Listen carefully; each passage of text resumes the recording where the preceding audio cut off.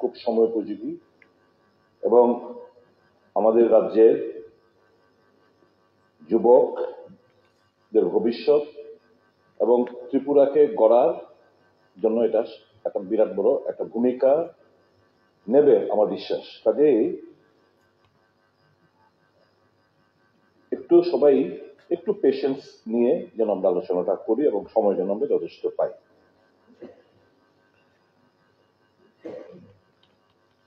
একজন গায়ক ছিল, গান টান শুনি, হেমন্ত মুখোপাধ্যায়। ওনার একটা গান সেদিন শুনছিলাম, গত পরশুদিন শুনে গানটা শব্দগুলো হচ্ছে, আমায় প্রশ্ন করে নীল ধ্রুব তারা। এই গানটা তো আমি ভাবলাম, এবং যেভাবে আমাদের কাছে এসে আপনাদের কাছেও যায় রাজ্যের অগণিত যুবকরা, তো আমি এরকম ভাবে একটা লিখলাম, আমাদের প্রশ্ন করে রাজ্যের বেকার যুবক যুবতীরা, আর কতকাল আমরা রব দিশেহারা।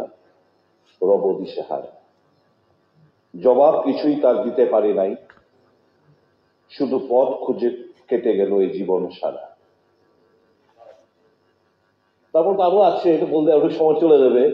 কারা যেন বলেছিল মিস কলে চাকরি দেবে, কারা যেন বলেছিল বছরে 50,000 চাকরি দেবে, এরপরে অনেকটা আমি লিখেছি। আমি সময়টা আমি এই ব্যাপারে আমি খুব গানটা যদি গান তাহলে আরো খুব সুন্দর হবে। আপনি গাবেন, আপনি খুব ভালো গায়ে, আপনার গানটা পছন্দ করেন, আপনি গেয়ে শুনবেন, খুব ভালো লাগবে।